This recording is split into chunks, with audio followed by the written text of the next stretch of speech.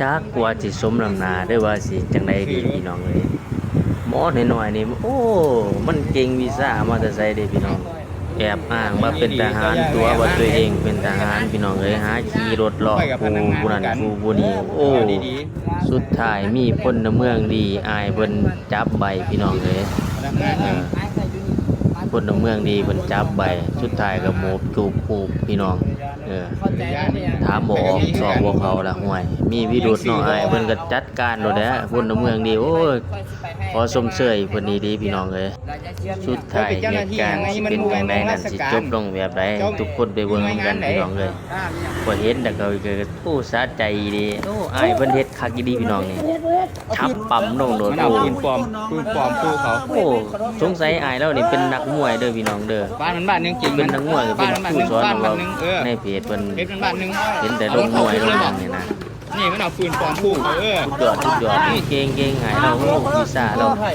สุดยอดดีสุดท้ายผมเคยหมด รถไม่หยังนี่รถแต่งเจอของแท้เข้าไปบ่เป็นเด้อพี่น้องแจ้งบ้านเลยว่าน้อยแจ้งบ้านมาไปแจ้งบ้านมันเอาดิเลยโอ้อายเราเฮ็ดคักดีพี่น้องขอสมเชยดีปืนปลอมนะนี่นะมันเป็นไรครูเขา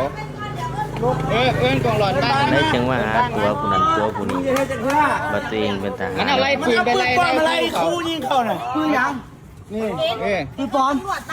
ปืนแท้เขาก็บริการปืนแท้บริการมึงเอาไว้เป็นหลักฐานนี่เอาไว้นะมึงเป็นไผมึงเบิ่งรถมึงดูมึงเป็นพนักงานแม่อย่างนั้นไหนลูกบ้านบ่นึงว่าลูกแท้จับไปก่อนตัวบ้านมันเอาปืนปลอมอะไรยิงเด็กน้อยไอ้ครูเขานี่น่ะนั่งลงนี่นะผู้นี่น่ะพวกก่อยซอยว่าช่วยแน่เช่นก็เลยขี่มาเบิ่งนี่ไล่ไล่น้องมาช่วยแน่เอาปืนไปซี่แล่นพูดไล่ยิงอยู่เนี่ยมันจี้รถเนี่ยเบิ่งมาพ่อแม่ใส่ขึ้นน้องมันเนี่ยมีพ่อมีแม่ก็เอิ้นก็ยอมมาเบิ่งนะสั่งไปหาพ่อแม่เนี่ยมาเคลียร์มึงมาต้องโทรหาพ่อแม่มาเคลียร์มึงไปเคลียร์ตัวเองพ่อแม่ไปเคลียร์อยู่พุ่นเอาพ่อแม่เขาเอายิงได้อยู่วะนี่ไฟฟ้าสดเอายิงดูโอ้บ่ได้ขลัมว่า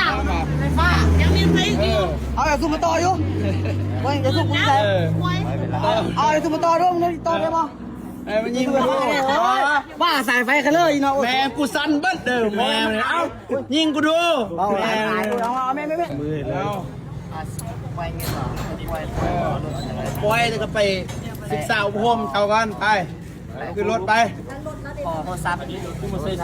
เลยเขาเกียร์เองคือเจ้าหน้าที่โทรศัพท์